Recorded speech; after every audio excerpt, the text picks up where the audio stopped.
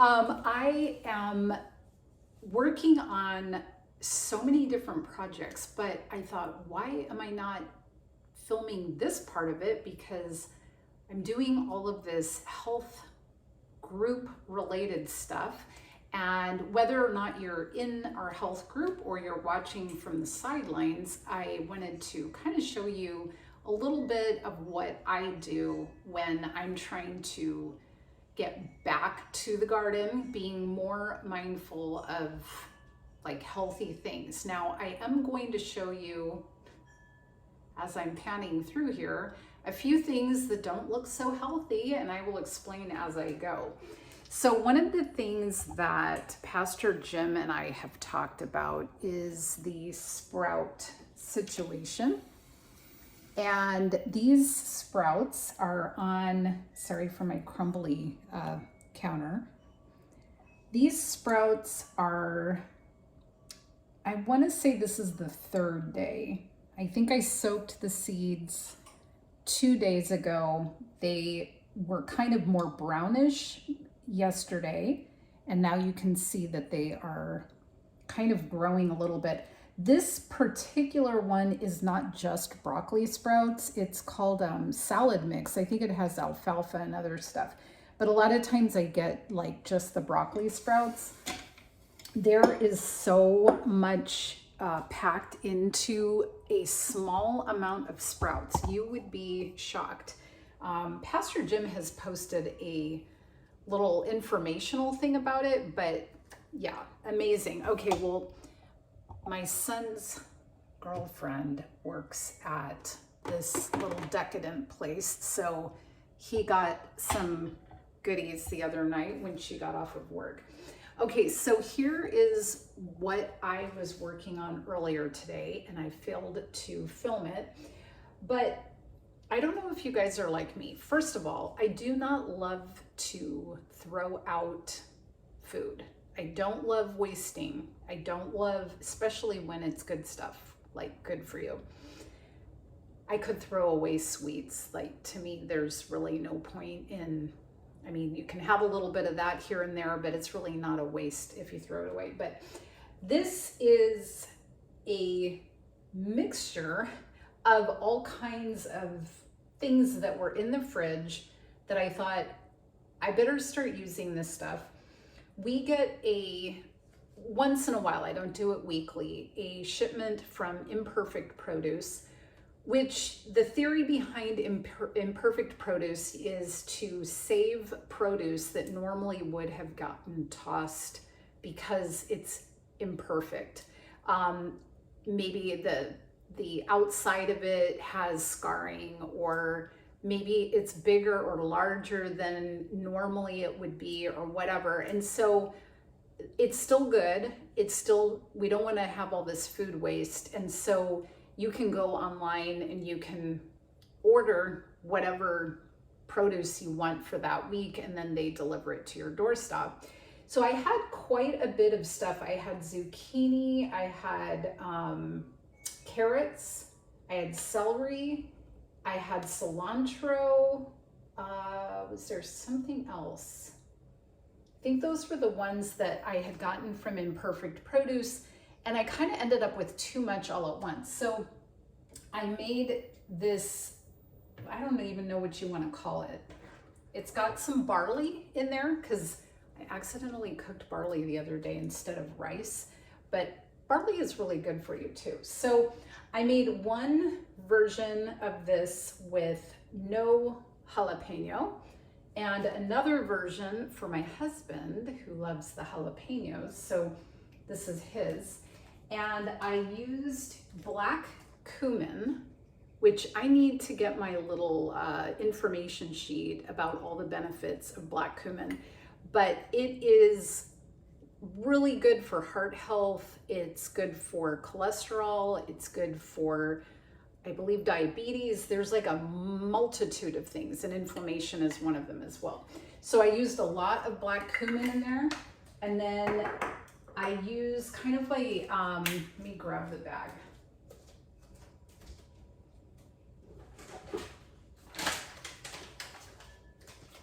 There's a few different kinds of salt that you can use that are not just totally refined and bleached and kind of devoid of all nutrients. There's a few different kinds. This is the one that I have currently. It's Baja Gold. My friend had put me onto this, and then I researched it a bit, and it has much more nutrient than just, like a regular Morton salt. I put it in our grinder because, it's a little bit more chunky, I suppose.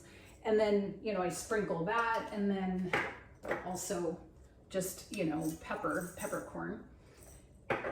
So for my husband, he does more plant-based on Monday, Tuesday, Thursday. He just kind of, I think this, if you have not already heard my spiel about this, I think this is such a great way to be very specific and know if you have accomplished your goal and be very mindful about this. So he wants to eat more like plant-based, but he's not ready to go vegan like my daughter, who she'll eat this happily.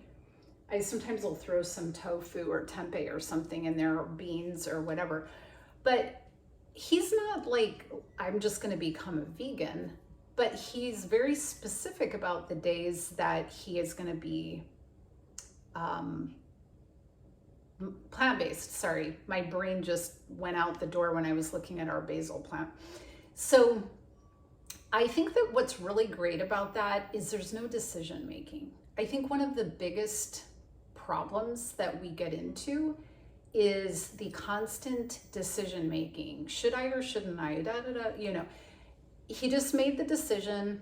This is what he does. He really doesn't think about it. I try to make sure there's something for him to eat that would be more plant-based. And then he just goes with it. It's very great way to try to reach a goal, even if you cannot fully commit or don't want to fully commit to what it would look like to be all in. And I think that this is something that we could all apply to our lives in a different way, because I think we do tend to be kind of all or nothing. And then if we don't do it all, then we are nothing. And that can oftentimes be a problem. Okay, so the next thing that we have over here is my veggie broth. And you guys are probably aware of this. Actually, my friend and her husband do this in their kitchen from a long time ago. I remember this, but I keep a baggie in the freezer. The same baggie has sat in that freezer for I don't know how long. And every time I have the end of a carrot, the end of celery, the part of the onion that you've cut off, or whatever, the part of the vegetable that you wouldn't normally be able to eat, but you don't necessarily have to toss it out. I put it in that freezer bag. When the freezer bag gets completely full, I put it in here with some water. I cook it. This is an Instant Pot, so I'm using it on the soup broth mode. But then when this is all done, I just let it sit there with those vegetables and just kind of infiltrate that water. I strain out all those vegetables and I throw them out, and then I have broth. So rather than buying store-bought broth, I always have my veggie broth for the base of anything. So a lot of recipes will call for broth for something, or if you want to make rice, rather than just using water, use your vegetable broth. It's going to give a little different flavor to it, but it's going to add some nutrients to your rice or grain or whatever. Obviously, you can use it to make soup. It can be your soup base, whatever. Anytime you would normally use a broth, you would use that. And then even I would stretch that into areas sometimes when you would use water for something.